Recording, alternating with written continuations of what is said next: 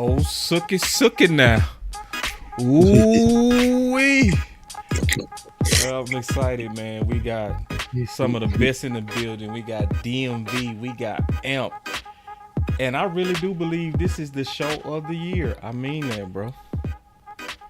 Because we're talking about the winning formula. DMV, what's on your mind, brother?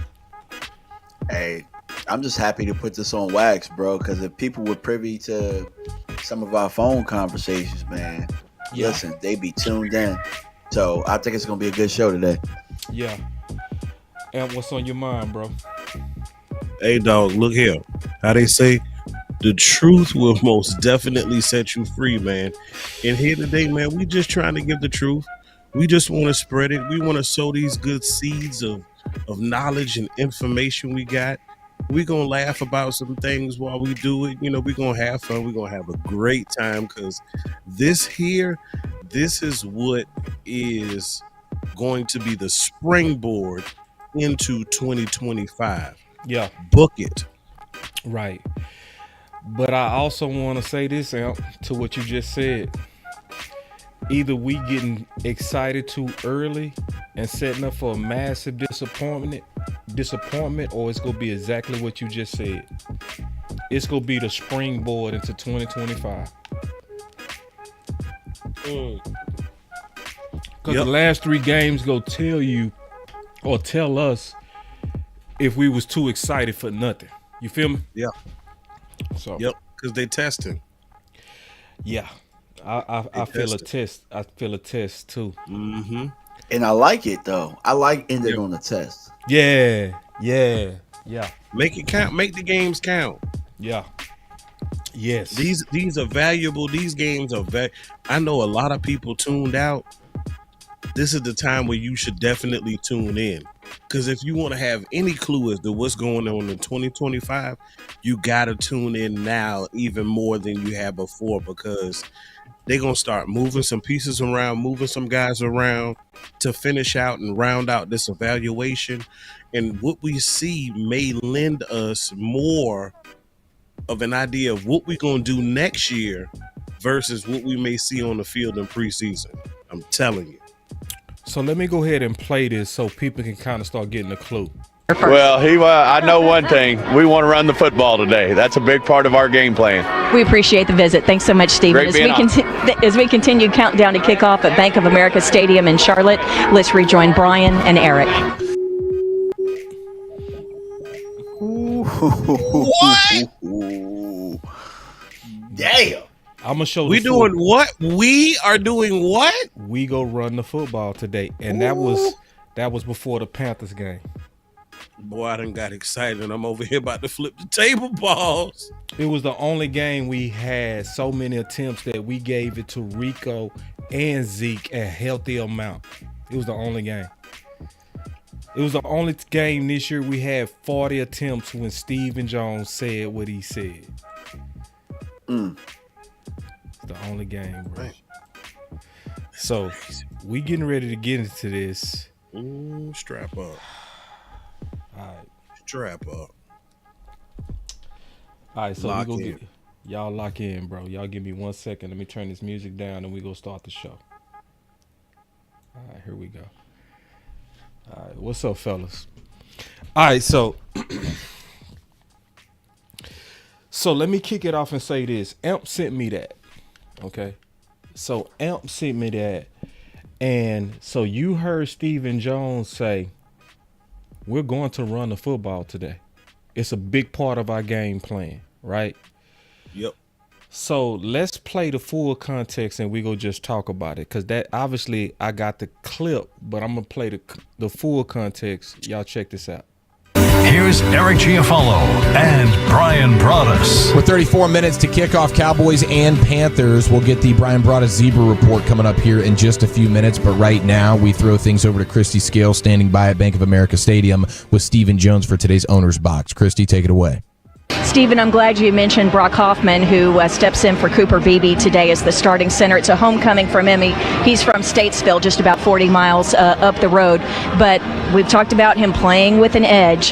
Babe Laufenberg and I have put the over-under at the 13-minute mark of the first quarter for the first dust-up with Brock Hoffman. Would you like to take the over or the under? I think it'll happen much sooner than that. He'll have it stirred up early and often. Okay, that means that McCarthy's going to take the ball if we win the toss. You heard it here first. Well, I know one thing. We want to run the football today. That's a big part of our game plan. Wait.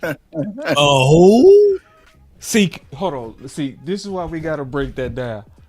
How did what he say have anything to do with the context of what they was talking about?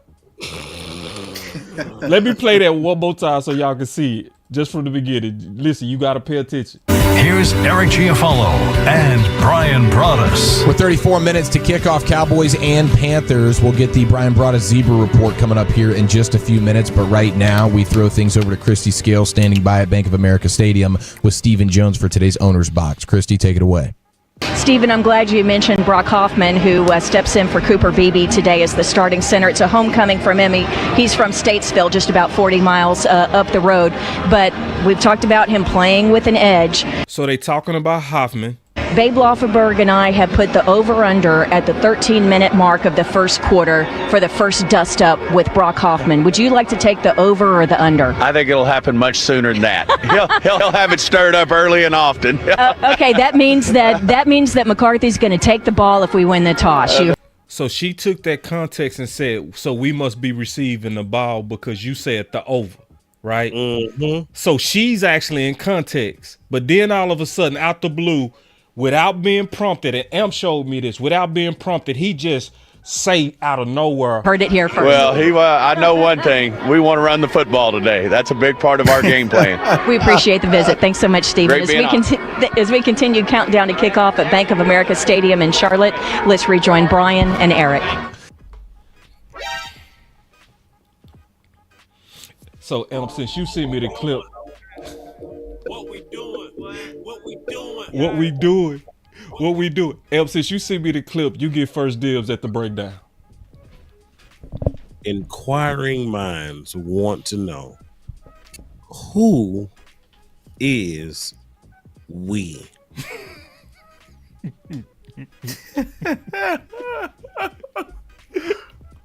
Right. We want to know who we is, because is it we is in the Cowboys organization?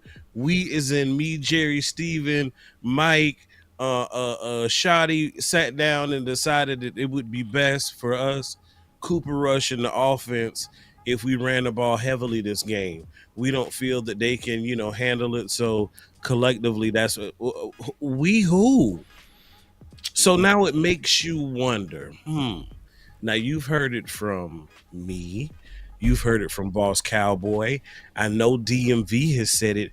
You've heard it from a lot of content creators that we have all speculated on the idea of the Joneses meddling with the game plan. Yep. And for us to not have really made running a focus at any point in time this year, so we finally decide and name a lead back. Okay, he got elevated attempts. And then you pair that together with the fact that we are going to run the football this game, and then they run it over 40 times. It makes you scratch your head and wonder. So I'm going to put it right there, and I'm going to hit it to y'all right there. Like, what are we doing? It looked like to me, it looked like we starting to come around to the rest of the NFL that figured this out in the off season. So in the playoffs, I showed this before, that out of the 14 teams that made the playoffs last year, only 3 was passing teams. So if you look at what teams did this offseason, they wasn't indecisive like they was the year before, where they tagged Saquon, tagged Jacobs, we tagged Pollard. All those same guys who was tagged 2 years ago all got 3-year contracts in this offseason. So I think the Cowboys are finally starting to come around to the run game being the winning formula. What's your thoughts on that, DMV? Absolutely, man. And it's something else you was right about a couple years ago. It might even have been last year when you said, when I was like, man, Dan Quinn, he about to play nickel as a base, and he was just like, man, I would just take a tight end and run right at it. Yeah. And if you I'm looking at a football game right now, and I'm watching the Eagles and Pittsburgh go at it, right? And I know the Eagles have a good defensive line, but if you look at defensive linemen right now, a lot of defensive linemen are built like a lot of them are slender. Right. They don't have trash cans full of dirt no more. Right. So, I mean, a lot of the old schemes are still working. A lot of the gap scheme stuff, you'll see people do buck sweeps, traps, all that type of stuff. So, I mean, running has come back because people have changed their bodies to rush the passer, to be faster. And if you look at it, the last 4 teams in the playoffs last year, all of them were running teams. Right. So the game is going back to what it was. Now, I don't know that defensive linemen will ever get as big as they were before. So running back is more important than ever. And you guys know I've been tooting that horn for a long time. Now, as far as Steven saying, I know one thing, we're going to run the ball today. I said this in the video, and Boss, we talked about it. They realized that we lost that Cincy game because we didn't run the ball. Facts. Everybody can talk about their special teams debacle and stuff all they want to, but bro, we was out that thing throwing the ball too much when Rico was cooking 18 for 131. I mean, I think they made it a point. Boom. I think they made it a point to run the ball because it's the worst run defense, and they said, Mike, you bet not get your ass out here passing. When we got the worst run defense in the league, you better run that damn ball. Yep. You even use old formations too. Scott brought it up on his show the other day. Yeah. We even used formations where we had Moose Johnson in there. Like, we use old ass formations to run the ball on them. So hey, look, I've been saying it. Jerry been slapping the playbook like, here, we're gonna run this week. Yeah. I don't care what you do, but hey, y'all better fit some of these plays in right here. It worked well in the 90s with Moose. Say DMV. I'm so glad you said. Go ahead, because I'm gonna remember. Go ahead, Al. I was just about to say he got tired of that shit, man. He got tired of Cooper embarrassing them out there. Cooper. So no, DMV. To your point, beautiful. This is why I say our voice matter. I want y'all to really listen. The Bengals was the first time in a while that we was all united on what happened. Because what was everybody focusing on, to your point, DMV?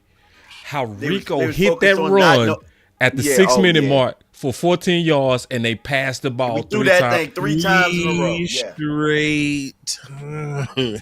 And it was the first time all of us together was like, hold on, where's my button? Hold on, wait. You know I got that button. I got that.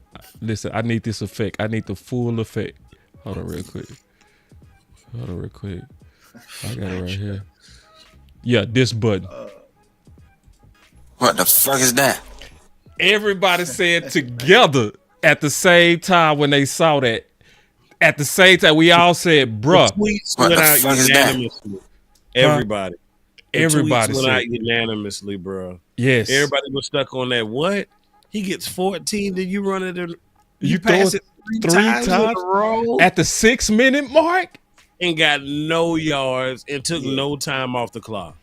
Steven, am I the only one that feels like even if we got that ball back, Mike was still gonna find a way to mess it up? Yep. Like, I don't think we was gonna run that ball 3 times. Right. I just don't. I think we would have ran it one time. We would have got a minimal gain. I mean, he would have threw that ball 2 times, and homeboy would have had to kick on down. Now he had to kick a 58-yard field goal. He probably was gonna miss. You know what I'm saying? Like, it was gonna be something like that. So let's get down to this. Is Mike McCarthy crazy? Bruh. See, because I don't think he crazy, bro. I don't think he crazy. I think front office been having their hands in the game plan. I think they've been wanting us to pass it because they paid CD and they paid Dak. That's how we move. And this is why I said, because see, this is Mike McCarthy from 2022 when he was talking about Kellen Moore. I think, but most importantly, the run blocking unit needs to come off the football. They need those 30 attempts a game. That's where the real balance comes from. Needs to come off the football. They need those 30 attempts a game. That's where the real balance comes from. Needs to come off the football. They need those 30 attempts a game. That's where the real balance comes from. Because there's some of those calls were RPOs, run solutions, whatever we call it, and the benefit of it. You're throwing it out to a one-on-one and it gets 6 yards, whether it's CD or Noah, but the run blocking unit's still coming off the ball. So that's the benefit, in my view, of the RPOs and the run solution throws, because those guys need to rip off the ball, because if you're throwing it all day, then now you have your offensive line playing on their heels, and too much of anything is not going to be good for you. Because if you're throwing it all day, then now you have your offensive line playing on their heels, and too much of anything is not going to be good for you. Because if you're throwing it all day, then now you have your offensive line playing on their heels, and too much of anything is not going to be good for you. So he was talking about in 2022 that obviously running the ball 30 times or 30 attempts a game was the key, right? And they talked about it on this show. Check this out. I mean, it's just a dominance thing. I mean, as you getting 2 yards, 1 yard, and we always try to hammer against the wall. People don't like to hammer against the wall. I've been begging for you. Heard what I said last week. So we got to run the ball 30 times. People, oh man, that's running against the wall. Yes, run against the wall, because you keep chipping, especially strategic spots. All of a sudden the dam gonna break and everything gonna float, and that's what happened. They just kept, and you can see the body language of their defensive linemen. They wasn't coming. This was after Pitt. This was the first time this year we hit 30 attempts. As quick as they were, they kind of hesitated. Now if they catch it, that means you got momentum as offensive lineman. And then when the young fella went down, Guyton, and they moved Ty out there, they brought in Bass. Bass, first 2 or 3 series, it took him a minute because they jammed him up. Yeah. But after that, he got into the flow, and they just started moving like a wave. Now, I'm not saying that they need to leave it like that, because the young fella got to get his reps. He'll be back. But that is the way to do it. And I know we jumping out of character, but that is how Detroit does it. I'll tell you what's going to be interesting. What'll be interesting is, and to your point, McCarthy himself said that the goal is to get at least 30 carries on the ground. That's so McCarthy himself said the goal is to get 30 attempts. So I just showed you the clip from 2022, him saying it.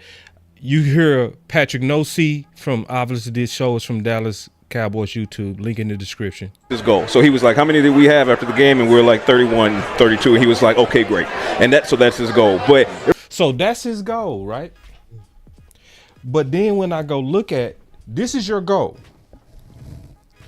Game 1, your goal is 30. You heard him say it. You heard Patrick Nosey say it. Game 1, 25. Game 2, 21. Game 3, 16 rushing attempts. Game 4, 23. Game 5, Pitt, 31. You win that game. Game 6, 17. How can 17 for the whole group? 8, 19. Week 9, 21. Week 10, 24. Week 11, 18. Week 12, 28. Week 13, 32. Week 14, 25. Week 15. When Steven said we go run the ball again, we hit 40. Is he crazy? I don't know, bro.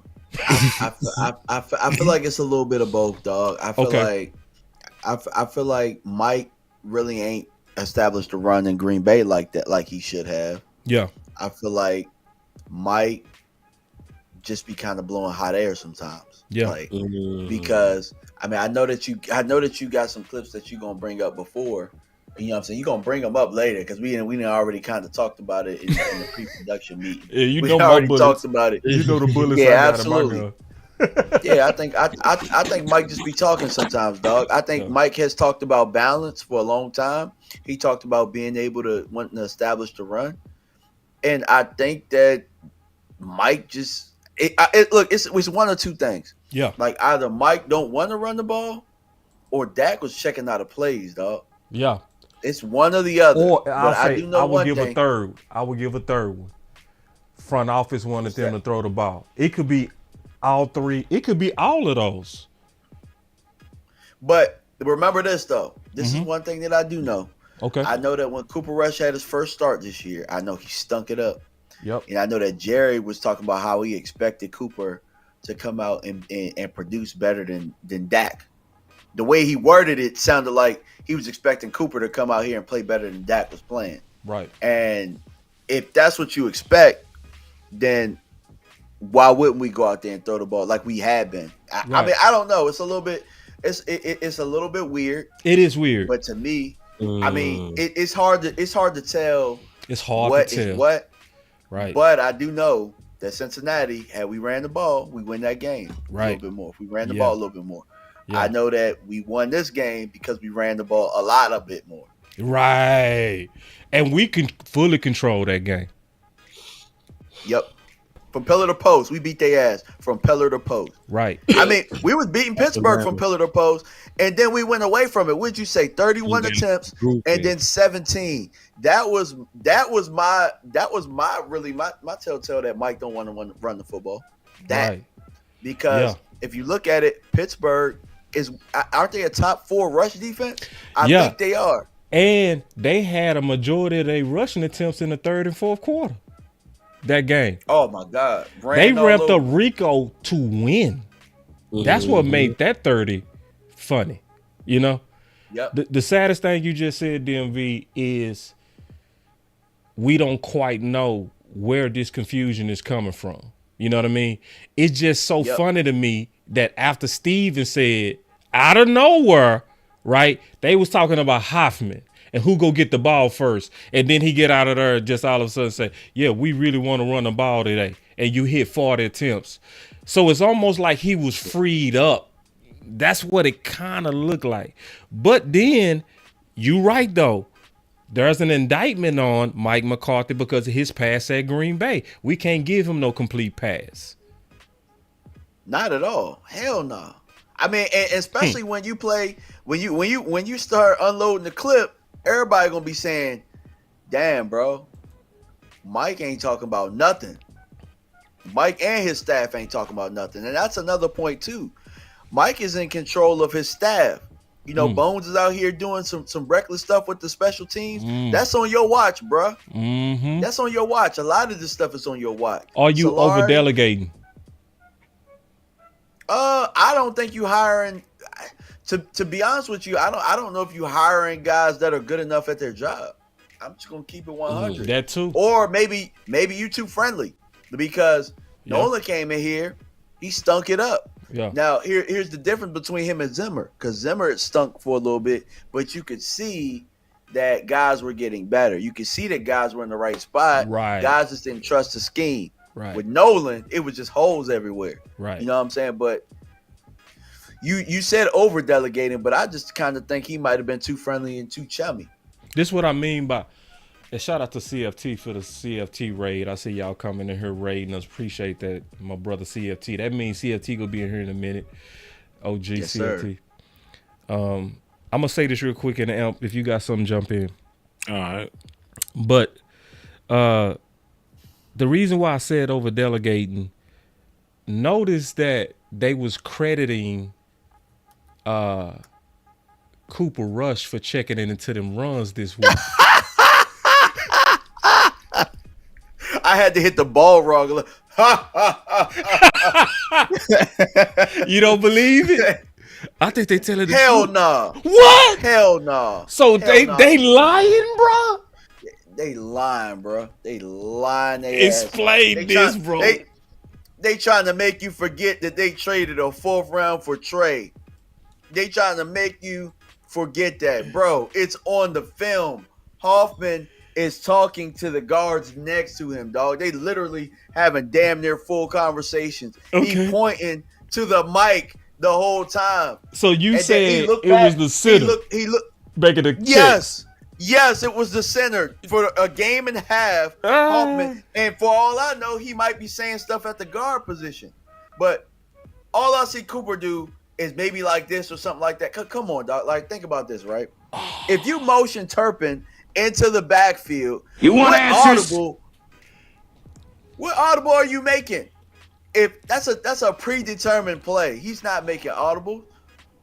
You can't handle the truth. It is what it is. I think they lying. You want I think answers? they're trying to make it look like they know what they doing, or like, hey, well, we're the ones who got Cooper, and we told you Cooper was good, and Cooper's making all these checks. So why y'all ain't say Cooper was making the checks in 2022? They did. Why y'all ain't say Cooper was making the checks when we was getting our ass whooped early in this year? We wasn't running the ball. Come on, bro. He would have been checking into the runs in the games we was getting our asses whooped.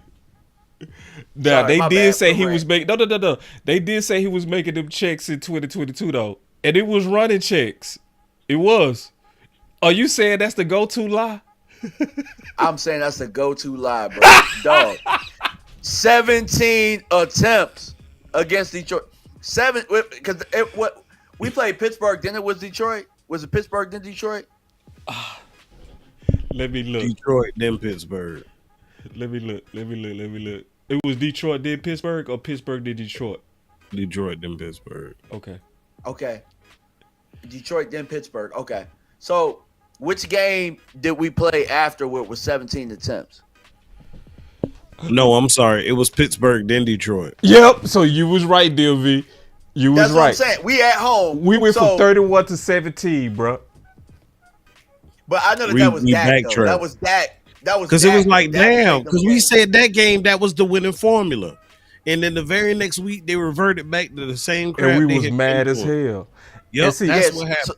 DMV. All right, so I got that. That was Dak. But what games did Cooper Rush start? Because that's where I want to see with these rushing attempts. You know what I'm saying? Like, so let's go back to Detroit real quick. Cause see, this is why I think Steve and them got their hands in this too. So this was after Detroit. Listen. It is now time to talk with Dallas Cowboys Executive Vice President Stephen Jones. Stephen, how you doing today, man? Oh, we're hanging in there. Hanging in there. Stephen, we're going through it. That was a real butt whooping yesterday. What were the questions you had about what all happened after that game? Well, first of all, very surprising. We put together, two solid games. I wouldn't say world-beating games. On the road, against good football teams, and certainly surprised. Even though we knew it was going to be a big challenge. Detroit's, playing at one of the higher levels in the league right now, of any team in the league, and offensively, they've got a lot of firepower, and of course, we knew we had some challenges, but no excuses there in terms of our injuries on defense, and really thought offensively we could keep up. But so remember, see, now let's think about it. we could keep up. Exactly. So you feel me? So we come out of Pittsburgh where you win the game with 31 attempts. Then he said, we thought we could keep up. And that's where you only had 17 rushing attempts versus Detroit. So it's almost like when Steven say we, you see McCarthy say we, right? Because he said, we go run the ball versus the Panthers and you get 40 attempts. He said, we thought we could keep up with a high-paced pass offense, and they went passing crazy. Wasn't that a game where Dak threw it 50 times or something? It was something like that. Now, I will say this, crazy. against Pittsburgh, it was Detroit. Dak was throwing the ball too. No, I'm just saying, Detroit. Against Pittsburgh, that was the week where Dak won us the game. So, if we going from Pittsburgh to Detroit, yeah, he won us the game because that was the pass to Tolbert. I say Rico won the game. Oh, But yeah, Dak yeah. had But the key throw, but the person Yeah. that was on that drive was Rico because they fed him in that fourth. Shit, Rico almost lost us the game too. He did. Threw it 42 times against Pittsburgh. So he was still even pass happy that game. We just leaned They on Rico tried to in the give fourth. Rico that ball. They tried to let Rico win it, and Rico said he got hit sticked, and they knocked the coins out of him, bro. Yeah. Rico had 20 carries for 87. Yep.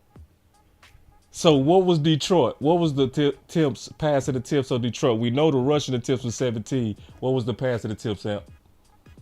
Passing attempts for Detroit was 33. So that's the game he said we thought we could keep up. Keep up where, bro? Where? He was Where talking we gonna about keep up with Detroit. That's no, what I'm saying, like, you look at our receivers. Where was we keeping up? Right. Exactly. See, and this is the worst part about Detroit. We was injured. That's Mike and them was gone. You see what I'm saying? So let's just think about it. Where Mike McCarthy said himself, you protect your defense by being balanced. And you come out fully unbalanced against a high-powered machine with Detroit. That has a whiff of meddling in me. It does. It has a whiff because it's exactly what Mike McCarthy said. Yeah. So you asked the question. Yeah. And my answer is Mike McCarthy is not crazy.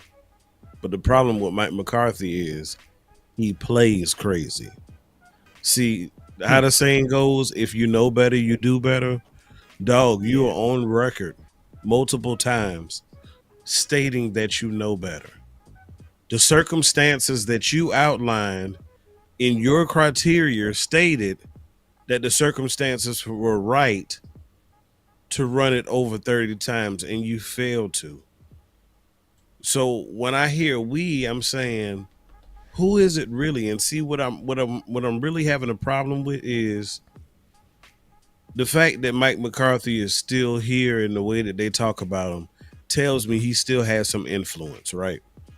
So you still have influence. So if that's your philosophy, right, I feel like you should be loud enough to, even if the Joneses are wanting to be pass happy, that you should have a strong enough conviction to where you sway them over. The fact that they haven't been doing it up until this point, it says that you weak, bruh. I mean, it really does. He's weak. I think everybody weak though, Amp. Everybody Me ain't too. weak. No, I'm about to say everybody. You talking about everybody on the staff is weak? When you take the job here, hold on, let me address this comment real quick.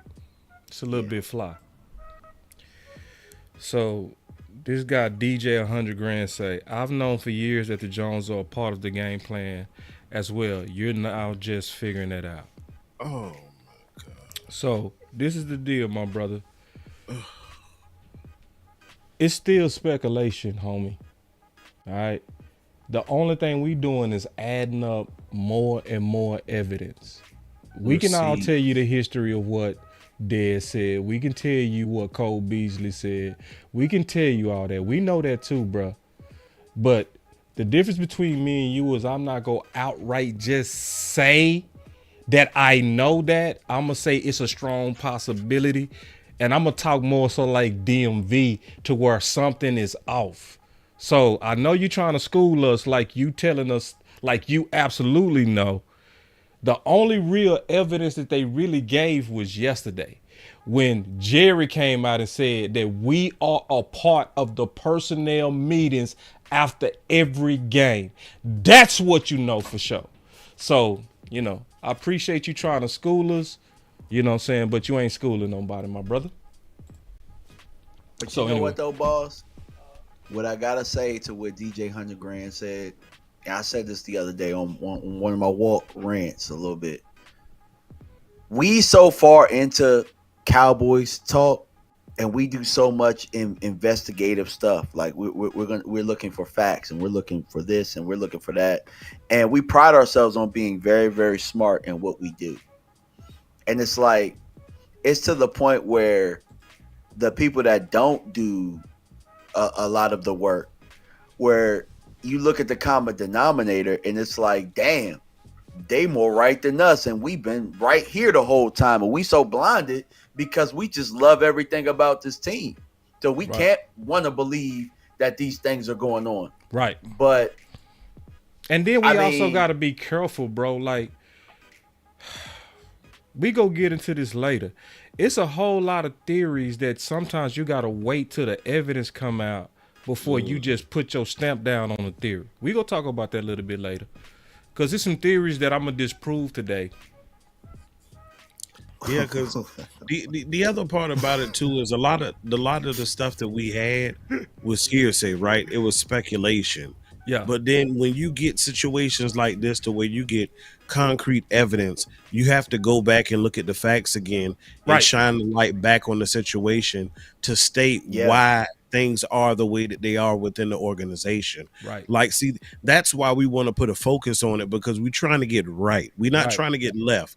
We want to get right. And so by trying to get right, we got to figure out where we went wrong. Right. So that's why the focus is on that today. That's why the tone of the conversation is in the manner that it is, because we're trying to get right.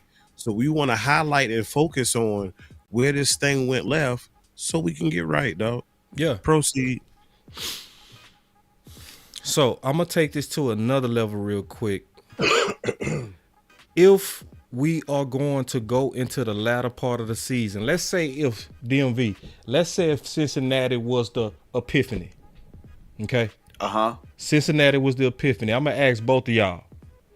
Is it more important that we tank, or is it more important that we finish the year with the proper identity? Identity all day. Oh, I'll go. Yeah, it's important that we finish the year with proper identity, and to me, I think this has always been our identity. Shout out to my guy Jay Tuck, who pointed it out. You know what I'm saying? He rampage about the running backs and get us a number one running back in here like we've always done. And I pointed this out the other day. If there ain't one thing that the Joneses, if there's one thing they can do, they can build those lines. We've done that time and time again, and it looks like we've done it again, right? We are also really good when we build that O-line, or we have the O-line, and we have a top running back that we've invested in it. Like, when we do that, that's when we are the contenders that everybody looks at and says, damn, Dallas could win it this year. Like, it's typically when we have that run game behind us. Yes. And I think that Dallas needs to say, you know what? This is who we are. Yeah. Every time we try and pay a quarterback and we make him Hollywood, like, we end up like this year started. Think about it. I think Troy Aikman would tell you. I heard him say it on the telecast. I leaned on the run game. Guess what? Troy Aikman was looked at just like Dan Marino, just like John Elway. Those were his peers. But guess what? He was winning the championships. They weren't winning the championships. They was the ones slinging the ball around. Troy and then we were playing complementary football based on what our identity was. Mm-hmm. And I think that you got to, in these next 3 games, you know what the identity has been. So let's build on it. Right. Like Nate said, hey, it might not work here, but you try it at a different angle. And you know what I'm saying? You hit it here. You hit it there. And eventually you'll break it down. You make adjustments in the run game. What we've typically done, and I can't even blame Kellen Moore no more, because in Philadelphia, he doing this. Mm-hmm. You got to make adjustments in the run game. You can't just abandon it. And I think when we had Dak Prescott, we're like, F it, we just going to abandon it. With Cooper Rush, right? We started off saying we going to throw it, and now we like, yeah, nah, he ain't good enough to do that. We got to stick with the run. Right.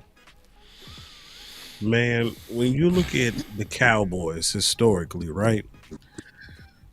Take it what you said further. You look at the championship teams, that was the winning formula. You look at even the teams who fell short, but we all admit were great teams, right? That was the winning formula. Your 017, winning formula.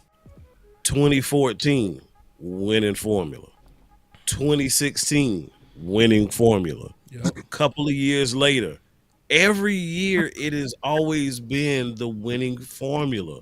It's been a winning formula. Running the ball every time.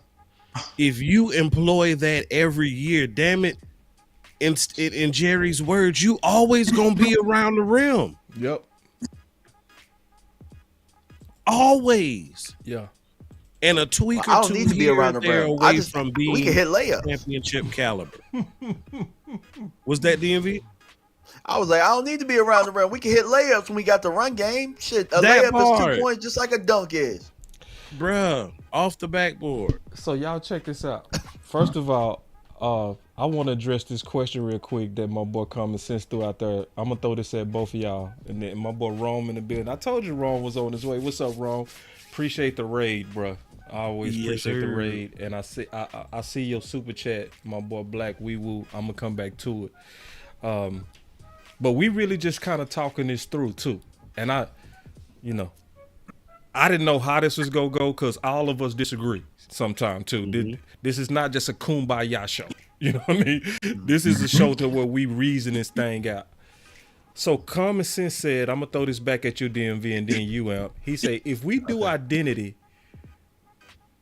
we don't draft a running back because Rico will look good. Okay. I'm gonna flip it around. It's like I can agree to that and I could disagree to that because we had McFadden do the same thing Rico's doing right now, a whole bunch of yards and no touchdowns. Bam. And we said, hey, we gonna take this thing over the top and we gonna get Ezekiel Elliott. Bam. And guess how many touchdowns he scored that year? 6. A lot of them. Mm-hmm. He had 6 as a rookie. So, and see, let me steal your point, DMV, then I'm going to give it back to Imp. I think every time we try a committee, we end up having to overcompensate with a top draft choice. I don't care where the committee is. You know what I'm saying? When we try committee at defensive end, we end up getting Michael Parsons. When we try committee at receiver, we end up getting Amari.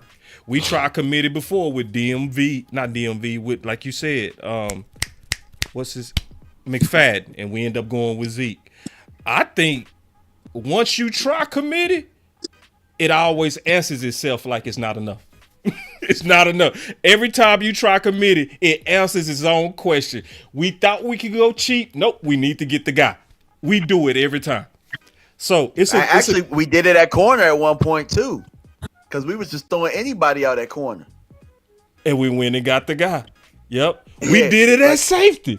We did it at safety too. I was about to say, yeah. We everywhere still doing we it try at safety. committee. We went and got Hooker. Like, I mean, I don't know if that's a big signing or a big move, though. I feel like we still kind of did it. It wasn't a big move. I reached on that. I kind of got a little bit. I'm about to say because safety is a spot of need right now, where safety might be where you gotta go get it. Because we finna get emptied out. You're right. Yeah. You're right.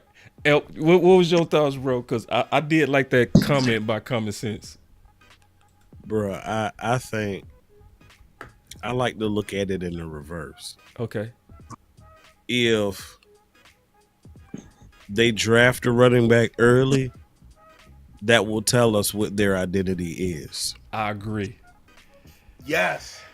The truth shall set us free. Oh. It'll tell us what the identity is. You can't handle the truth.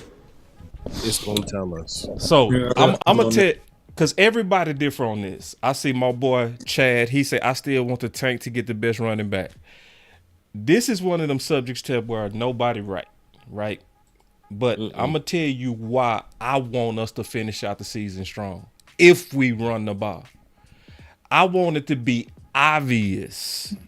Unanimous. For Dak, how the offense should be.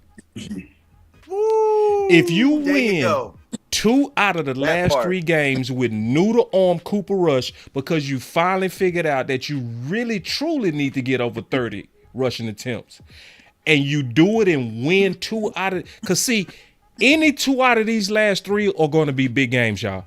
If you beat Tampa, that's big.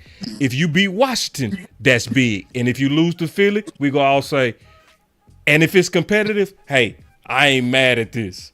You know what I'm saying? That's what we go all say. If you lose to Tampa but beat Washington and Philly, you go still say, damn. And that's 2 out of 3. These are playoff teams that we're looking at right now. So you can look at that and say, damn, this is the formula we need to get over the hump. This is what we need to do to get over the hump. So give me the formula over the draft pick. Yep. To me. It's a great measuring stick. Yeah. It tells us exactly what to talk about going into the offseason too.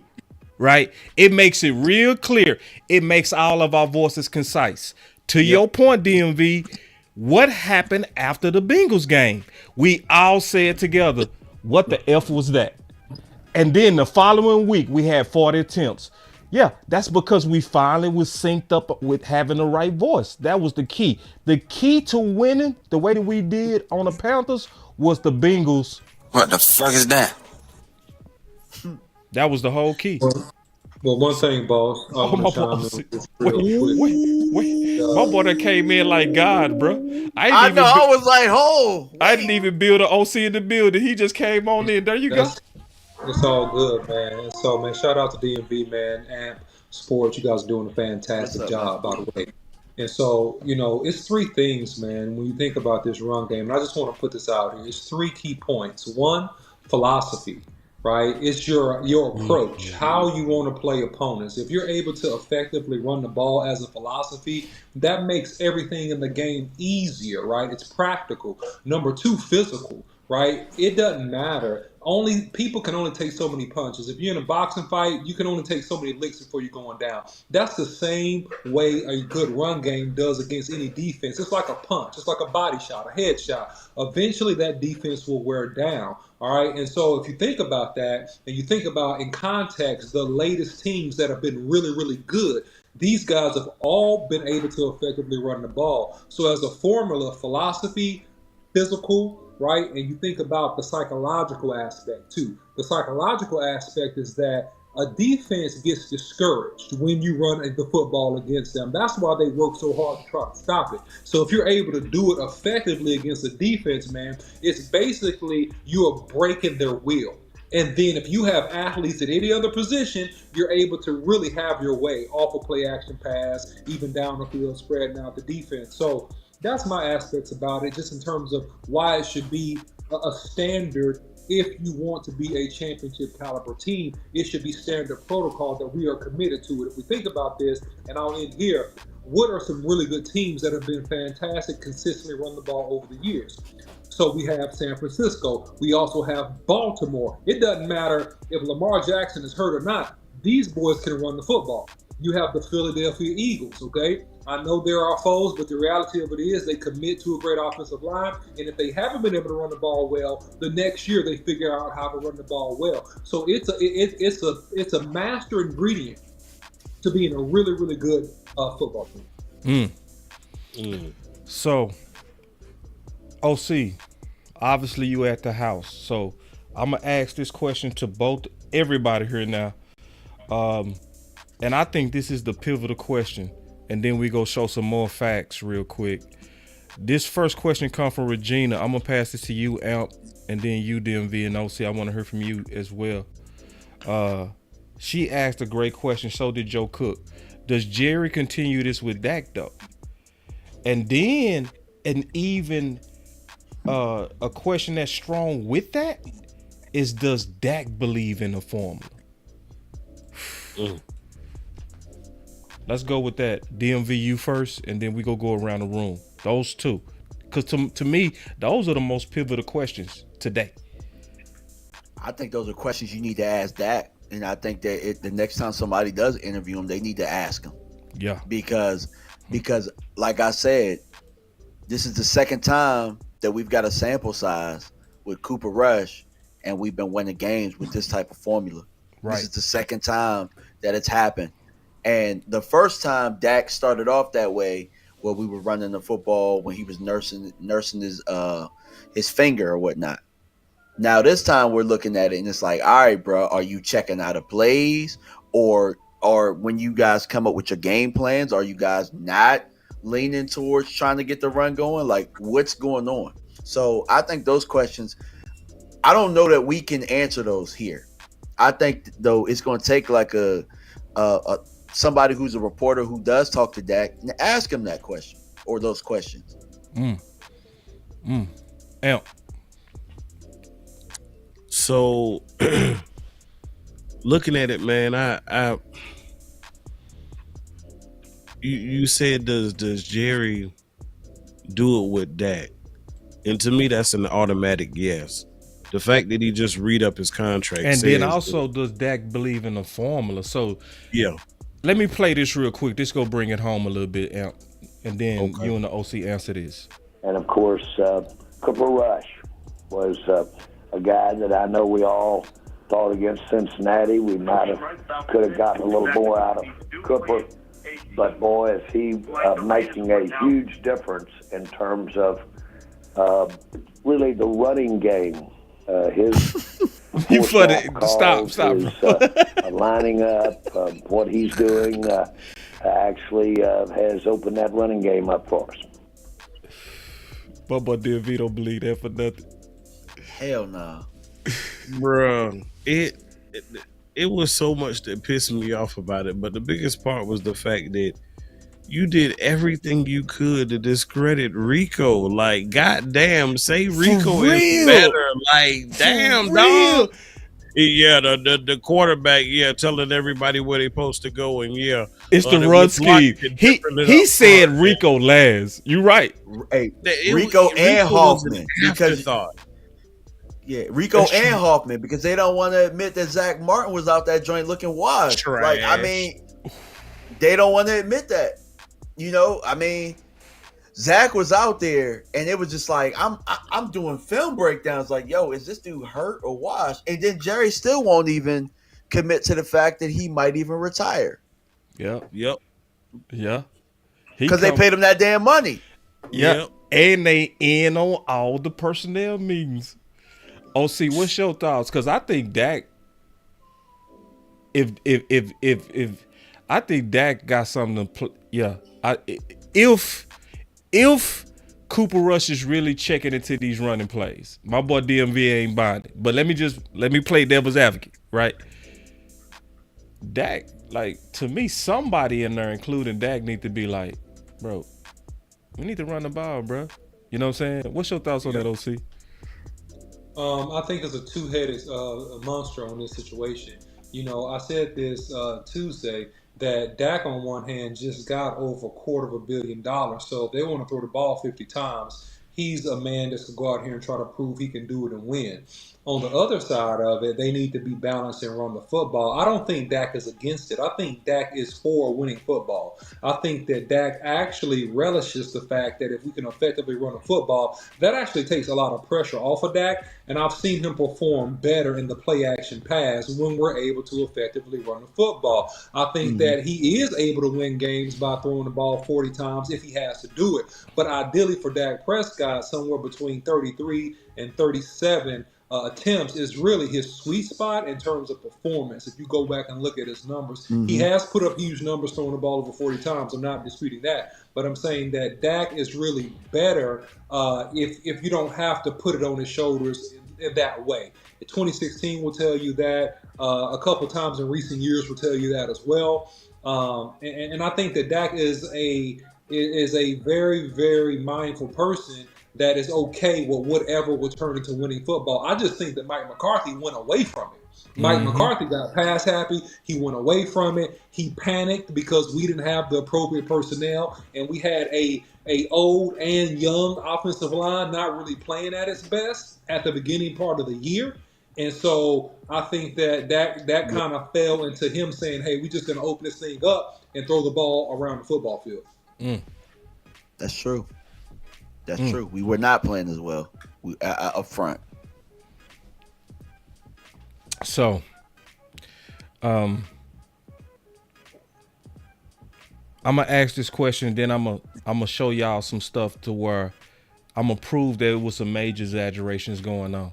Okay, and it's gonna really be up to the Cowboy Nation. Is do you want the truth or do you want popular theories that I'm going to disprove today?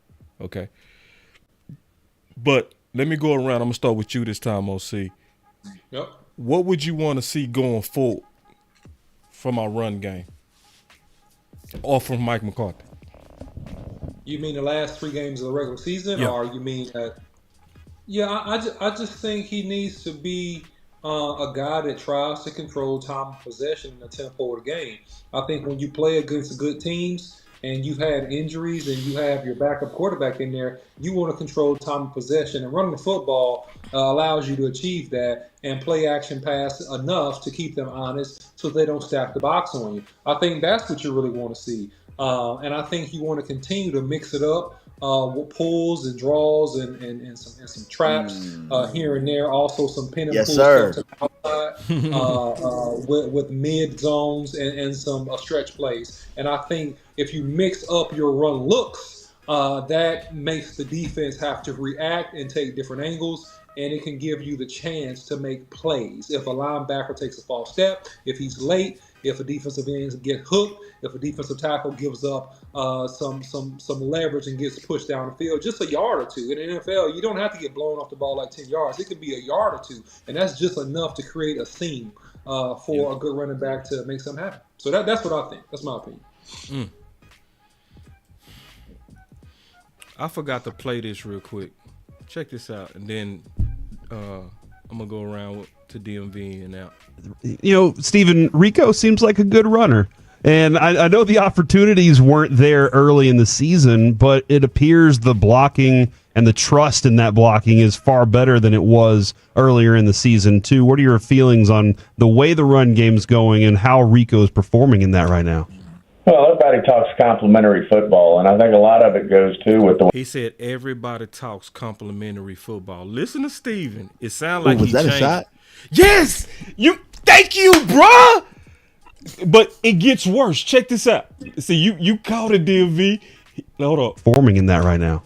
Well, everybody talks complimentary football, and I think a lot of it goes, too, with the way our defense is playing. And I think there was just an uneasiness there about defensively. We were having a hard time after the Cleveland game stopping the run and,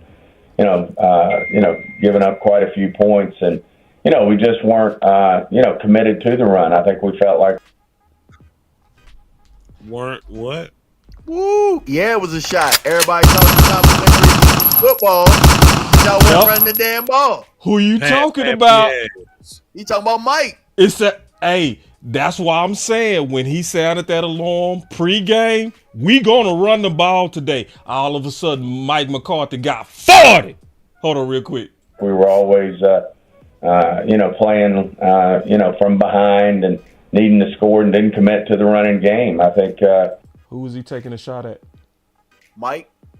When you commit to the running game, I think it settles everything down, and I think that's what we've done the last month. And if he say we did this the last month, what is he saying happened the previous months? We was throwing that damn ball around the yard. Mm-hmm.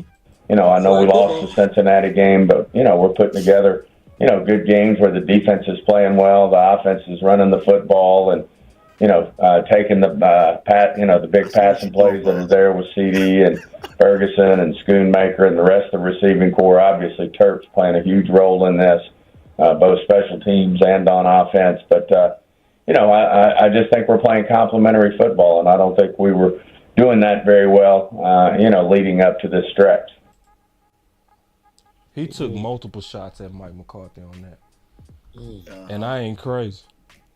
And you a lawyer, bro. I see the layers behind this. I see how you lining it up. Yeah. I see how you lining it up. Yeah, bro. Yeah. And I should have been a lawyer. I really do. I think I would have been a cold lawyer, bro. For real. Yeah. I see exactly what you're doing, bro.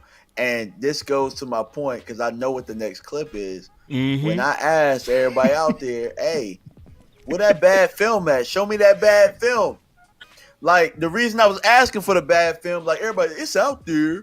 Just look for it. It's out there. Blah, blah, blah. Bruh, we wasn't running the ball. We wasn't running the ball, It was a bro. trick question, and y'all fell for it. We wasn't running the ball. Right. And this man wasn't even starting. Right. He wasn't starting. Yeah. So he only had like 36 rush attempts at that point, period. It wouldn't have took you a whole lot of work. Somebody asked why we ain't lean on Rico earlier. It didn't matter. Rico ran for 6.5 against Atlanta for 12 carries. It ain't matter if we leaned on Rico. We wasn't running the ball. We were just getting blown out and just playing cops and robbers out there throwing the ball. So you laid it up for me.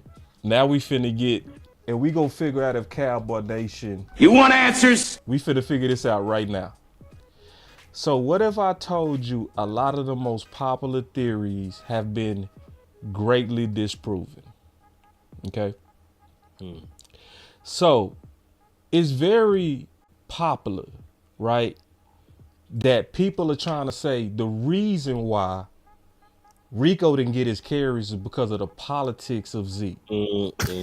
What if I can show you and prove to you with facts that this was the vision of Jeff Blasko, the running back coach? If you think I'm lying, this is from August. This is if you want the truth, though. Now, it's a lot of people gonna be la la la la la la because they want the lies. But I want you to listen. Tell me if you want the truth. With Rico, and we asked him about, doing. So he said Rico. So this was a question to Rico, who was asked about running back by committee. This running back by committee and how he feels like it's going to work. He said, well, we don't know yet, but we have faith in the coaching staff that it will. How do you manage kind of the expectations player by player? How do you manage, OC, the expectation player by player? When you're doing a running back by committee? The way I kind of foresee, I see it being a little different, by week.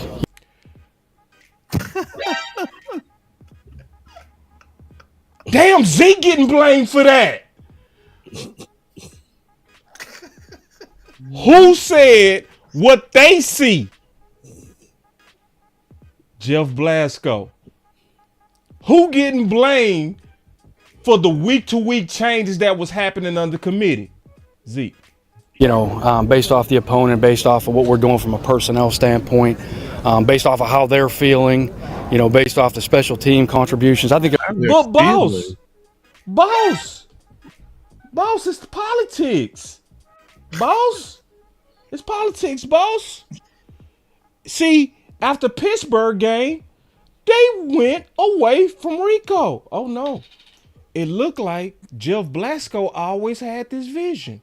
There's a number of factors that are going to go into it, but the way we've been practicing, we're kind of putting the guys in situations where they're not so much in the team period, but in these walkthrough settings, putting them in for 4 or 5 consecutive plays, and then the next guy goes in and kind of takes over. So I think the running back by committee, I feel like everybody across the league kind of operates that way.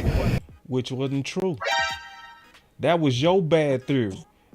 And then Zeke is getting blamed for what you did. No. Now, this is timestamp. This is before the season even started. It's August, yep. This is in August. And he was telling you what they was going to do. That's why they actually went away from Zeke after the Browns game. What the we're making probably a little bit too big of a deal of it, but we'll see how it plays out as the season goes on. That. Imagine his that old musical chairs ass philosophy. That was him.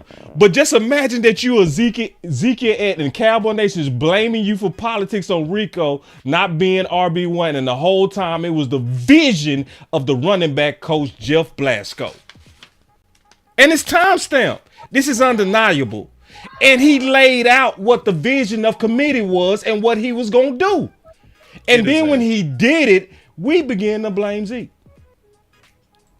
Because it was easy. It was easy to do that. Yep. And that's why when I started off, that's why I didn't go with what old boy DJ 100 Grand said. Where, how did y'all not know that? Because everything sometimes these dots look like they connect, but they don't. Yeah. And we got to be careful. Sometimes we connect dots that don't connect, and we be having people out there looking guilty that's innocent. Just like we did with Dan Quinn when we said he didn't like little linebackers. That ended up being a whole lot. I see it being a little different, by week. I see it being a little different, by week. It just, do you want the truth? It gets worse. You want to see where it get worse? Watch this. He's talking about how you guys are limiting his reps, make sure he's going to be fresh. Yep. Is there like a... This is about Zeke. Limiting his reps. Watch this. Actual snap count that you keep on him, or is it just by a feel? It's more of a feel thing, and obviously we're communicating on a regular basis there. But that is the objective, obviously, with the 17 games and, you know, the length of the season and the grind of training camp. Obviously, I think he's had 2,500 touches over the course of his career, so he's been, you know, he's taken his share of hits. He doesn't need any you know, unneeded hits there. So we've been smart about that piece of it. But I think it is going to be a feel thing as we go through the whole process. I don't think he's a Zeke fan. Notice how his body language changed, and he took several sides in talking about Zeke, and his whole demeanor changed. I don't like that. But check this out. Check this out. If he says, hey, I want to get a couple more today. Yeah. We're revving him up. Yep. Now, wait. This is the important part. Hit that button one more time. Because see, listen to him. We go through the whole process. If he says, hey, I want to get a couple more today. Yeah. We're revving him up. Yep. Hey, wait. So y'all basically said Zeke has say. Am I tripping, DMV? DMV, am I tripping? Okay. No. So y'all said Zeke has say. He also said it depends on how they feel. In that clip earlier, it said it depends on how they feel. So if I feel like I want majority of the carries this week, you gonna give me majority of the carries this week? Is that what you're telling me, Jeff Blasko? That's what you were saying. Hey, can I just get to the bottom of this? It sounds like we don't know what we're doing. That's what it sounds like. We don't know what we're doing. We just going by the seat of our pants right now, bro. We don't have a clue. Like, Rico ain't never played a full season. He ain't never taken the lead role. Zeke has. We don't know what we got. We going to try and figure it out as we go. That's what he's saying. You know, it's a phenomenon in today's world. It's amazing the people that make choices and make decisions are in certain roles and what they do. It's really unique just to hear that philosophy. I never heard that from any other running back coach ever, like in my life, ever. Now, maybe he's a phenom and he has a unique twist, and he probably does of some sort. But, you know, it's a thing. It's a word. It's an R word. It's called rhythm. It's called rhythm. Certain positions need rhythm. You can't give me 5 carries, take me out, put me in the fourth quarter and expect me to be in rhythm. You can't give me 5 carries, give me no carries the next 2 games, throw me in on the goal line and say, hey, go get it, boy, and expect me to have any type of rhythm or feel. It's a thing called rhythm. And running backs need rhythm. And the fact that you have to have running back by committee is proof A positive, exhibit A, on why you need some more running backs. Because if you have to run through 2 or 3 running backs to get some stuff done, you don't have the right personnel. No offense to anybody, you don't have a guy. You're saying we're using a bunch of guys because we really don't have a guy. That's what you're really saying. And in the NFL, on any good team, you need to have in key positions, and running back is one of them, you need to have at least one guy. Can I try to bring this home? Go ahead, boss. OC, you not a virgin. No, I'm not. I got 4 kids. I did at least 4 times, I think. DMV, you not a virgin. 3 kids, bro. I'm one short of the OC. Amp is not a virgin. So and I'm pretty sure all of us, sadly, has been with probably a woman that was outside of our main one, right? In our past. Mm-hmm. So at some point in our history, we probably black men don't cheat. No, none of us cheated though. That's the difference. None of us did that. So I know I've had certain women that like you to talk to them a certain kind of way. And they like it a certain kind of way. They like spankings. Yes. Right? So you say, she tell you, spank me. That turns me on. So you getting down. No.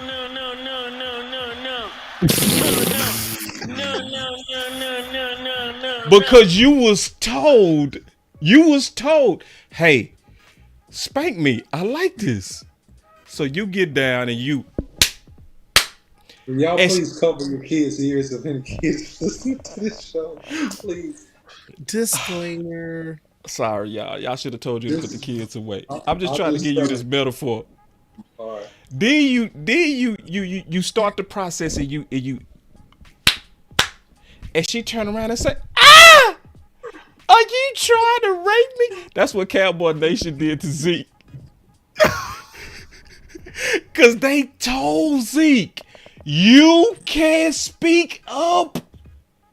They told him, when you feel like you want more carries, come to the office. That's what they said. That's what they said, right? And so then Rico fumbled pit game. He fumbled. Instant at the pivot. He could have lost the game. We leave that out. We leave that out. And then we say it was politics because Zeke was told you can come to my office when you feel like you want more reps. I just showed you the clip. So when he says, hey, y'all not really feeding none of us, but on the goal line, that probably should have been me. What did we do? What did we do? Rape! It's politics! Ah! Boss about to get us canceled, bro. Hey, I made it clear it's a metaphor. If you don't understand metaphors, bro, I'm sorry. I can't help you, bro. Because I clearly said it was a metaphor. But that's what we did to Zeke, bro. Zeke sitting over here innocent, bro. He's sitting over. They told him. They told Zeke, you can't come say it. That's messed up, bro. He used the safe word and all, bro. Yeah. Used the safe word and all. Yeah. Yeah, that's actually happened to me before. Like, we went into overtime in high school with this team we shouldn't have went to overtime with. I touched the ball one time on the game-winning drive, and I'm like, Coach, I probably should have touched the ball all game. Yeah. But we won. And then the coach blackballed me kind of the rest of the year, dog. Yeah. It's dirty like that. I've been there. Same here. And it get worse. And you're right. Zeke did get a chance in the red zone, and he fumbled too. I agree with that. I totally agree with that. But that doesn't take away from the fact that the Cowboy said, spank me. And guess what? Don't tell me you can spank me because I like it. Don't tell me you can, you know what I'm saying? I know that metaphor might sound wild, but don't tell me that. Don't tell me you can come open my door anytime you want to when you feel like you want to get some more. And then when I come to it, scream politics. But boss, is it incumbent upon the person to have the wisdom to know if somebody says they have an open door policy, but they're historically closed-minded? Should we believe that you really have an open door policy if historically you've operated in a closed-minded way? Should we believe your words, or should we be smart enough and understand what your actions really have been? I'll put it like this. If I signed here, I took you at your word. Okay. So that means we likely had a conversation of expectations, right? And then I signed here based on our discussion. After you establish the ground rules. We established the ground rules. I'd like the Dallas Cowboys said I'd like to be spanked. And I said, cool. Never been spanked. No, I'm just saying from my metaphor. Right. But OC's right. And I'm going to tell you why OC's right. Week 1, we won that game when we started running Zeke. Mm-hmm. And Rico, when he came in, and part of it might have been because he didn't get the rhythm that he wanted to get, but Rico didn't play well week 1. And everybody wants to forget that. But Zeke made a couple plays early. And then the defense made some plays, and we blew Cleveland out. The very next week, Rico was starting. And not only was Rico starting, but Deuce Vaughn was in before Zeke was. Yep. Zeke started getting stuff late in that game. So I mean, for us to really blame that, I think you got to listen to what dude's saying. Right. And what he's saying and the actions behind it. Right. The actions fit Exactly what he with said. what he said. Right. And so if you Zeke and you know what happened week 1, right? We going down, we struggling, and all of a sudden, and then you bring up that point where homeboy fumbles. What he's supposed to do? Right.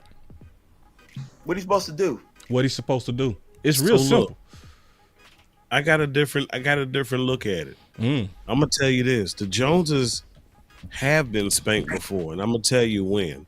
The time that they were spanked is the time that Jimmy Johnson was in power, because Jimmy Johnson would spank them with his philosophies, spank them with his culture, spank them with his ideas, spank them with his scheme and how he thought football should have been handled.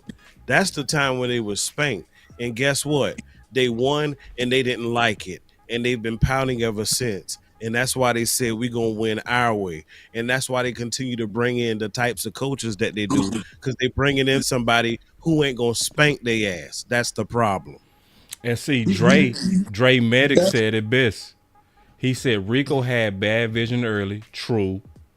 That rhythm got him right at the most. Both of them are true. And you feed him right now. You feed him when that rhythm is the way it is. Absolutely, right, bro. Do you have that other clip of Shotty talking about Rico? No, but just tell, because I know what you're talking about. Just go ahead and tell them what's on the clip from this week. They interviewed Schottenheimer on Monday after the game, and they were asking him about Rico, and he said, Rico was good, and he's been improving, all that good stuff, right? And he also said Rico's the type of back, he gets better as the game goes on. Right. He gets stronger as the game goes on. Right. And I said, well, my God, damn, the OC knows that he gets better as the game goes on. Right. So why, when she's saying it's good, keep going, do we stop Mike McCarthy? Right. Mid-stroke. Right.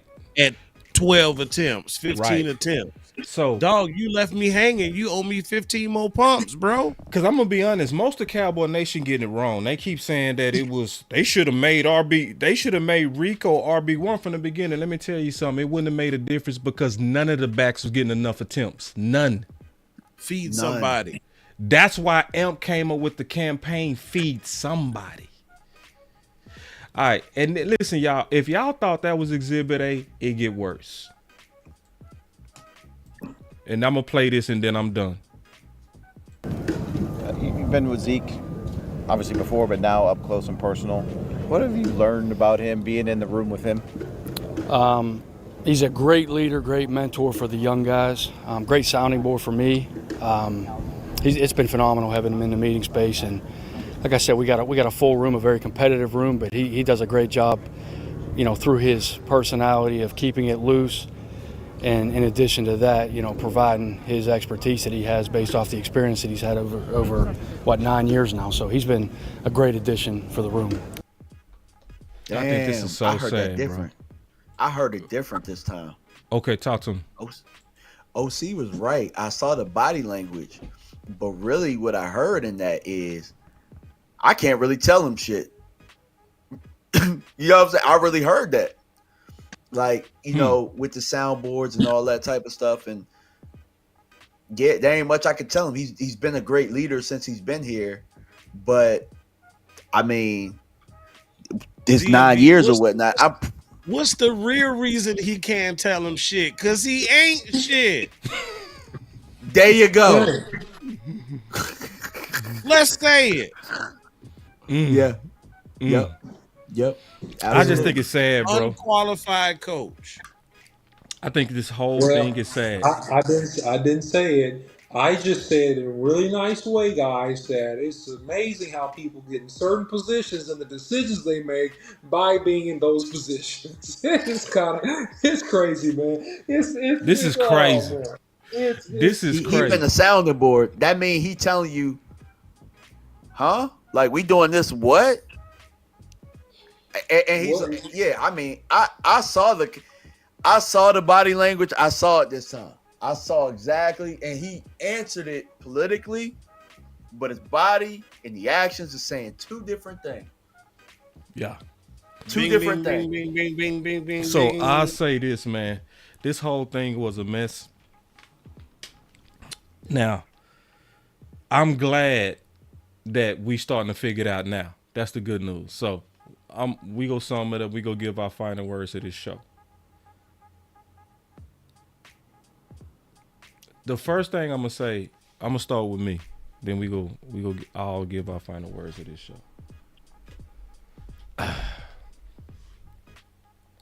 This whole thing is sad to me because I do get to where the dots did appear as if it was politics. But if you watched this whole show and saw the evidence that we laid out, that this had nothing to do with Zeke, and you still saying it, it's messed up. That's number one. Because to me, it wasn't Zeke. It wasn't Rico. It was Mike McCarthy in front office.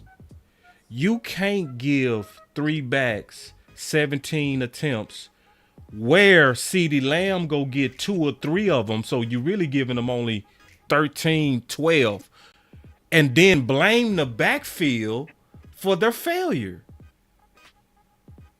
You can't tie the hands of your head coach and really appear, because we don't know this for absolute, but the tea leaves looks like y'all was putting y'all hand in decision making, forcing us to be pass happy, but the backfield was getting the blame. Then when you finally figure it out after the Bengals, you come out and you say, we go run the ball. Stephen Jones did. And you see a success on the running game where it wasn't even Rico looking good. Guess who also looked good against the Panthers? Zeke. It tells me that we all get it wrong. Because it's been a lot of false speculation according to the evidence laid out on this man. It's been a lot of he talked. You said he could talk. They went away from Rico. They went away from Zeke after the Browns. So when we really take this to court and we look at the evidence, it says that it wasn't how we stated it was. The only good news is this, is maybe we figured it out at the end. And if we figured it out now, I want to really see them commit to it. And I'm going to get to y'all super chats too. That's the last thing I'm going to do. But we got to finish the season with all of them boys getting the attempts. Started off with Rico. It make the most sense. But when it's all said and done, all of them boys better touch the ball. And I'm talking about it better be 30 plus rushing attempts between the whole committee. Period. Especially if any one of them is averaging 5 or below or above. It's just that simple.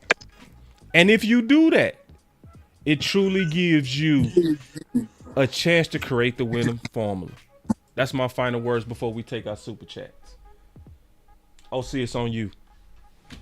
Yeah, the Cowboys have to understand the basic fundamentals of putting together a winning football team. And one of them offensively is the ability to consistently run the ball. It is the most controlled thing you can do. It has the least amount of variables. It really strengthens the psychology of your team when they're able to do it. It affects the psychology of the other team. And, shifts and changes and adjustments are needed. But when you're changing your whole algorithm mid-season, it's just showing that you had the wrong algorithm to begin with. And I think that this is the case with the Cowboys this year. And unfortunately for us, we're just trying to figure this out at the tail end of the season. So we'll see what happens next. The Cowboys need another running back for sure. Yeah. And the Cowboys probably need to evaluate very closely who is making decisions surrounding these running backs. Right. Let me get to these super chats and then DMV. We get your final words. My boy Wee Woo said it was no way to properly evaluate any of the running backs. Facts. The sad part is you're not gonna really hear that. That's not popular to say, but that's actually very true, bro. Yep. So then JJ say, you a freaky A ninja boss. Yeah. So you got a problem? So I ain't gonna lie, bro. Hey, when you brought up that joint, man, I was having flashbacks. Like, hold on. Oh, y'all don't spank it. Oh, y'all don't spank it. Y'all get out of here. Well, I might be by myself on that. I done left my hand palm. I saw my whole hand palm one time. I was like, ooh, we might have hit that too hard. Anyway, we should start a movement to change our preseason regimen to avoid super slow ramp ups. No more sitting out. I like this one. Yeah. I like until it. week 1. Build a foundation. Yeah, that Chris 214 go crazy. Yeah, because and before you go to the next one, bro, if you think about it, Rico's having a good season. Rico played in the camp. Yeah. You know what I'm saying? So Yeah. I do think that that's part of it. Yeah. Nah, he go hard. And then my boy Cowboy Politics, he just threw in a last minute super chat. He said, boss, you figured it out, big dog. Jeff Blasko. Actually, I thought about Tuck because Tuck was the first one that played that clip. Yeah, he did. He was the first one. The context was different. He was highlighting committee. So I was thinking about, I said, let me go back and look at it. So Tuck was the one that pointed me in the direction of that. You know what I'm saying? And, you know, I'm going to always give my boys credit, man. When they Great find. Wasn't Blasko a line guy? He was a line coach, right? Yeah. This is first time. Yeah, being, and so let me give everybody the credit. So Amp was the one that found the Stephen Jones clip from the day of, which was the pivotal clip, which kind of shows that it looks like they starting to move towards being a running offense, which to me your more successful teams are doing. So let me tell y'all something. It's time to get off the false doctrine of the league is a passing league. If you haven't figured out yet that it has pivoted, you behind. If you still saying the league is a passing league, you have been left behind. I'm just gonna be honest with you. Yeah. So let me get to these last super chats. I only got 2 more. Chris 214 go hard. This is what this boy said. Feed somebody. Yep. That started from Amp. You know what I'm saying? That feed somebody campaign. A lot of people don't understand what that campaign mean. That was basically saying y'all need to commit to somebody and give them enough attempts to get in rhythm. That's actually what we truly looking at right now with Rico. That's what's really going on. Mm-hmm. That's what's really going on. Is they finally committed to feeding somebody. That's what happened. Yep. And so then when did West Coast offense not feature the running back? So let me OC, we got you, bro. Go ahead and check out, man, because I know you gave your final words unless you had something else. No, go ahead. You good. Okay, bro. Hey, OC, we appreciate you, man, for the coming in the back door, bro. That was a special surprise, bro. We always appreciate your commentary. That was you cooked today, bro. Yeah, that was as always, surprise, bro. Yeah, and you know, bro, anytime, bro, you want to come in the back door, bro, it just make the whole show dope. Appreciate you, big dog. Salute, guys. Appreciate you. So DMV, it's on you, man, for your fight. Oh, I had some more, but I ain't going to even play it. I played too much. DMV, it's on you. Yeah. That boy still have more bullets. I still got bullets, bro.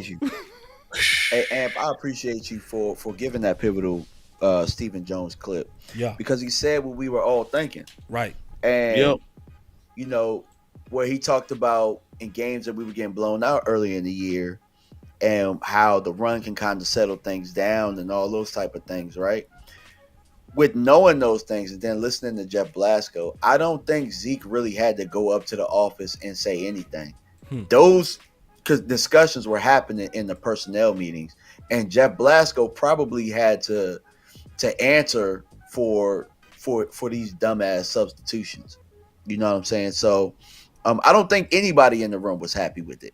I don't think anybody was happy with their role. They or all was mad. Lack of rhythm. Right. Yeah. Everybody was so mad. I don't. Yep. Exactly. I don't think it was just Zeke. I think it was Rico. Deuce is probably, you know what I'm saying, feeling a certain way. Lipke. I mean, Lipke probably feel the worst, and nobody's talking about that. Yes. Let's talk about how we're not using him or using him correctly. You know what I'm saying? So I think Hunter finally Luke is used the him low key last the biggest game. waste. Yeah, exactly. Yeah, for sure. So I really want to use this this final word to talk to Rico. If Rico is watching, and say, hey, bro, run that bag up, dog. Mm-hmm. Run the bag up. Don't get no hometown discounts. This is your shot. Run the bag up, champ. Do what you do. Keep doing what you're doing. Keep being in rhythm. Keep being in control. And we'll see what happens. But do not give these guys a hometown discount, because what's going to happen, you're going to be looking at the comments, and you're going to feel exactly how Zeke felt. Ooh. You know what I'm saying? So at the end of the day, you got to take care of yourself, man. Ooh. And that's all I got, man. That's all I got. Gangster final word. Hold on, I got to jump in on that. God, dog. You right. He got one shot, DMV. You right. You got to be selfish right now. You really do. And really, especially with these 3 games coming up. Well, all he need to do is speak up then.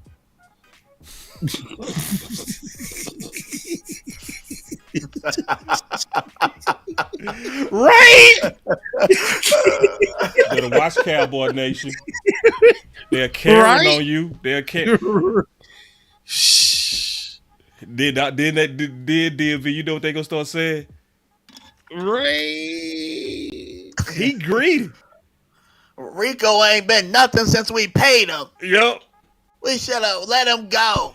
Cowboy we should have Nation. drafted running backs. Please don't do with this new running back what we've done with Zeke and Pollard, what we've done with Pollard and Rico, and what we're doing right now with Rico and Zeke.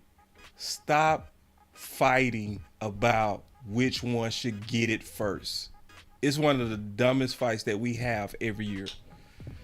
All the time, dog. Man, it's crazy.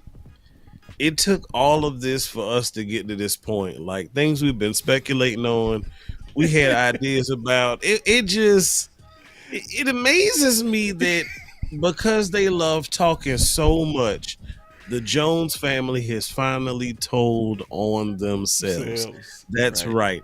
America's team, y'all's team, my team. But you stumbled upon something, and it has your team as depleted as it has been. It has them trending in a different direction, a direction different from what your team took early on in the season. It actually is posing currently as a potential aha moment, a potential Damascus Road situation, if you will. The Bengals like was a Damascus. come to Jesus moment, like, oh my God, this is the revelation. We're supposed to be running more than we passed. Like the Look other at us. teams It that doesn't made the matter who the playoffs. quarterback is. We can be successful when we turn around and do this. Right. Oh, amazing. But you know what? Cowboys Nation, y'all might hate me for this. There's a possibility that they still might be reluctant to change. Oh, God. Which is why you got to sound your voice. That's right. Which is why DMV has to continue to sound his voice. That's right. Which is why Boss has to sound his voice. I need to do the same on my channel. We all play a part. You got to sound your voice. Let it be known that this is what Cowboys Nation want, because this is when Cowboys Nation, when the product on the field is at its most optimal. That's what we want, because we're pushing the 6. We attempting to get better, but you know what? Before you go, before you say it, before you close out, was you finna get your close? No, Okay, keep going. Even should they not outright embrace this, and we should start past happy, right? let's still focus back to this point to say, hey, you tried something a little different this year. It's not working. Go back to what you know. Right. Go back to what you know. Before you give your super closeout, I want to say one thing about my boy DMV real quick that I've been thinking about all day, but I want to say is my boy DMV, he's a warrior on Twitter, right? Respectable warrior. Mm-hmm. But it's some, I'm going to be very frank when I say this. It's some stat nerds that like to sneak this, my boy. Especially on the topic of this running game. Let me say this, and I just mean this. DMV played running back in college. So I played in college, so I know what that means. Mm-hmm. What that means is hours of film. Specifically about running back. Okay? DMV, when it comes to running back, should be respected. Mm-hmm. Y'all might think it's different. Respect DMV. DMV put out film every week when most of y'all don't show y'all damn work. Mm-hmm. Y'all don't even show you work. You say, trust us, because we said it. Now, DMV shows his work. Don't forget he called for running back last year, too. Sure did. So I didn't mean to cut you off, Amp. But I'm honestly, frankly, tired of the disrespect. Yep. I'm tired of people treating my boy and new media as if we not more qualified than them. How are you gonna tell me, who played college like DMV, that I don't understand film? Yeah. What? Like, I know you can't play college ball without at least watching 2 hours of film a day. Am I lying, DMV? And that's practice. That's just your practice. practice. That's just practice. And that's minimum. You go watch about an hour before practice and an hour after practice. Then you got to go watch more film on your own. Your first pass, really, you're doing 6 hours. Yeah. Your first pass. So to put this in perspective, DMV got a bachelor's degree in running back film. Enough curriculum hours. He got that much curriculum hours on running back all film. 22 decades before, or a decade before they even allowed you all to get all 22. Right. Me too. I was looking at all 22 before, when it wasn't even available to the public. But I really want to say that because people be looking down their nose at people like DMV and Amp and me who played. So I just want, that's why I had to cut you off, Amp. I really didn't mean to cut off your final word. That's dope. But I really do be seeing disrespect, bro. I see people trying to question him, bro, like in a way that's disrespectful. And it's like, frankly, bro, you haven't played. You right. You got a good media job, but you didn't go to war like my boy. So I just want to be clear. He is way more qualified than 99% of you old media people. Dang, bro. And here's the crazy thing, bro. I'm not even a person that if I'm wrong, that I won't say I'm wrong. Right. That's the thing. So if I'm one of those people and I ask you, show a little bit of homework, or, what I'm saying, where did you see it? Maybe you saw something I didn't. I'm not asking to be a jerk. I'm asking because I just don't believe that you just smear people off of your own opinion. Right. Without really having any basis behind it, just because you don't like the person or you don't like an idea or something like that. So right. That's just me. I'm a solutions-based person, engineer degree in school. So I'm always going to look for solutions or why something works the way that it does. You know what I'm saying? So I appreciate you, boss, for saying that. And guess what, guys? I see everything. So I might not respond to everything. And I've been practicing something called discernment. And I might not say nothing, but I see it. That's all I got, man. Yeah, man. All right, now Am, go ahead, bro. My bad, bro. Man, look, I ain't had a whole lot left for y'all Cowboys Nation. Look, it's the Bucs Sunday night. Baker and them boys coming. Look, it's another opportunity for us to evaluate. You heard the case study laid before you tonight. You know what it is. You know what to look for. So look, guess what? I caught it on a humbug this past week. Now I'm damn sure going to be listening in to hear what Steven got to say we doing on Sunday, because he has a master's. Not only did he has a double major. Not only does he have a chemical engineering degree, he also masters in French with all the we that he's been talking this year. But nonetheless, it's still evaluation season. We still got some more squeezing in the season. As I said, good, better, best. Never let it rest till your good becomes your better. And your better becomes your best. Until next time, Cowboys Nation, y'all be blessed. Well, I know one thing. We want to run the football today. That's a big part of our game plan. We appreciate the visit. Thanks so much, Steven. As we continue countdown to kickoff at Bank of America Stadium in Charlotte, let's rejoin Brian and Eric.